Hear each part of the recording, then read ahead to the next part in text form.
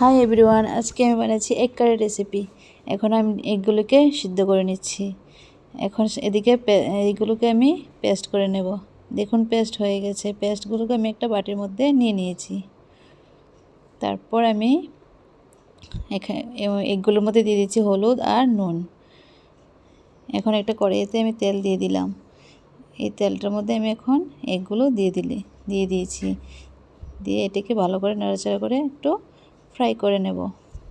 হয়ে গেছে আমার প্রায়। এখন একটা বাটির মধ্যে আমি এগুলোকে নামিয়ে নিয়েছি। এখন কড়াইতে দিয়ে দিয়েছি তেল, দিয়েছি 2টা তেজপাতা দেওয়ার পরে এখন দেবো আমি পেঁয়াজ কুচি। একটু ভালো করে নাড়াচাড়া করে পেঁয়াজ কুচিগুলো এখন এটাকে ভালো করে লাল করে নেব।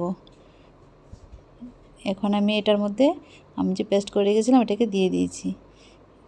পেস্টটা ভালো করে ভেজে নেব। তারপর এটার মধ্যে দিয়ে দেব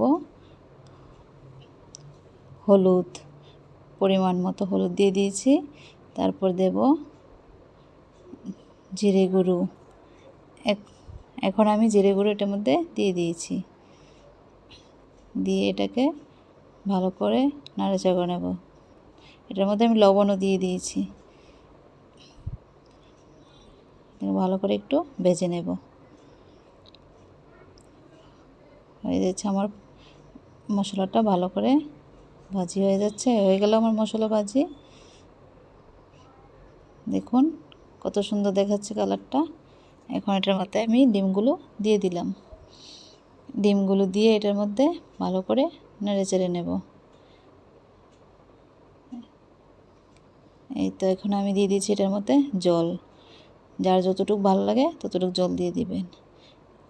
এখন আমি এটাকে ভালো করে মিশিয়ে নিলাম। তারপর এই তো হয়ে যাচ্ছে আমার ডিম। তার জন্য পরে আমি দিয়ে দিলাম গরম মশলা। গরম মশলাটা দিয়ে 5 মিনিটের জন্য রেখে দেব। হয়ে গেছে আমার ডিম। এখন আমি এটাকে একটা বাটির মধ্যে নামিয়ে নেব। দেখুন কত সুন্দর লাগছে দেখতে। হয়ে গেল আমার এগ কারি রেসিপি। আমাদের চ্যানেলটিকে লাইক, শেয়ার